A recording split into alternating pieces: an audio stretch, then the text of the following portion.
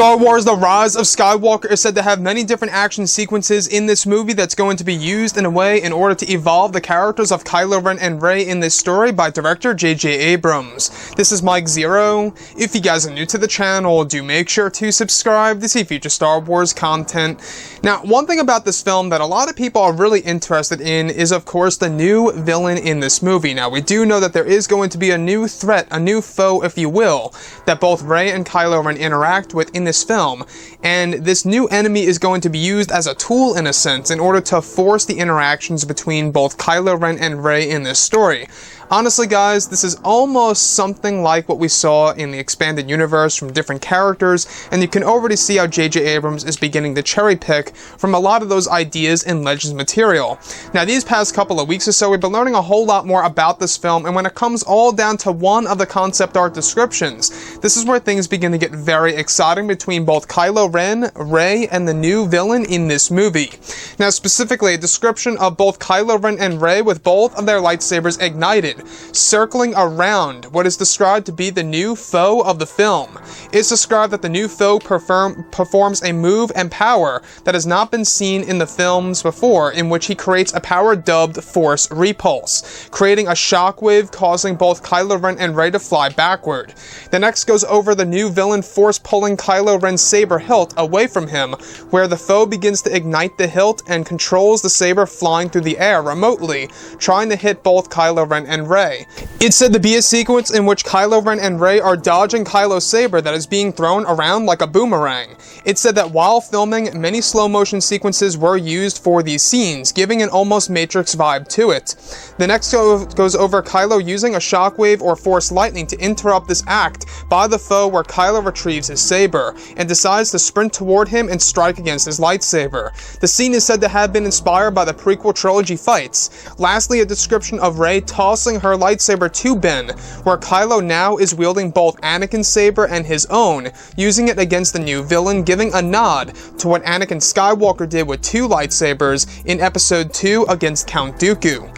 So I want to go over a couple of parts about this and as to why this seems like it really is taking things up to the next level when it comes to lightsaber duels and force duels and stuff like that in a Star Wars movie. Now, first things first, I want to go over what's a beautiful nod and parallel to that of Anakin Skywalker, where we have what's described as Kylo Ren wielding both Anakin's saber and Rey's lightsaber, I should say also, but he's also got his own crossguard in the other hand. Now, he's using two lightsabers against this new foe in this movie. Again, a beautiful nod to when he went up against Count Dooku. But the thing that really impresses me the most out of all of this is how there's going to be a lot of slow motion sequences being used in this sequence to give it an almost Matrix vibe. Now, I know that might sound a little weird to you guys and a little out of place for Star Wars, but mind you, they have actually done this in the Star Wars The Old Republic scenery, or the actual scenes, I should say, the cutscenes in the video game. Excellent scenes where you have Darth Malgus using his lightsaber in slow motion, where the other characters are dodging it, and I believe that's where Rian Johnson, that's where he got his inspiration to do that slow-mo scene between both Luke and Kylo on Crate. So they are applying that to this particular sequence in Episode 9, except it's going to be a whole lot more epic because, well, this is a legitimate lightsaber duel. This is not a forced projection of any of these characters. These are real characters interacting with each other in the same exact environment.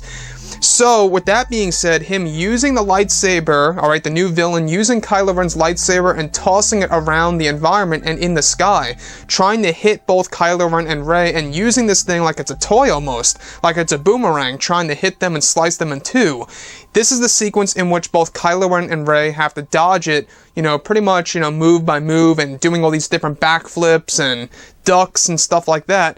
I think that this seems like something that you would expect to see in the prequels and or in a video game much like The Old Republic, and that's now going to be applied in Star Wars The Rise of Skywalker. Also, it would definitely line directly up with what we heard a couple of months ago, that Daisy Ridley and Adam Driver, they've really had to work out a whole lot more for this movie. They've really had to do a lot more training than ever before in the sequel trilogy, and learning all these different moves, and a lot more scenes that involved wire work, indicating that there is going to be a lot of these different, pieces of choreography of them doing backflips, front flips, jumps, and ducks, and stuff like that. So I think that's what's really going to make this lightsaber duel crazy, and what separates it from The Force Awakens and The Last Jedi, for whatever The Last Jedi lightsaber duel really was between both Luke and Kylo, right? So I think what's so great about this is, by adding a new foe, this most definitely seems like JJ's way of really kind of justifying Bendemption, or the Kylo Ren redemption arc, if you will, where creating a greater evil would basically be a segue for Kylo Ren returning back to Ben Solo. It's kind of like what we saw, at the very end of Return of the Jedi. However, that was a familiar foe. We already knew Palpatine at the time. So now it's going to be an unexpected piece where this new foe comes into the equation here and basically forces both Kylo Ren and Rey to team up to take him down. Anyways, guys, drop a comment below. Let me know what you think about all of this in the comments. And if you guys did enjoy the content for today, do make sure to drop a thumbs up on this video to support the channel. I thank you all so very much for the kind support, and I'll catch you guys next time.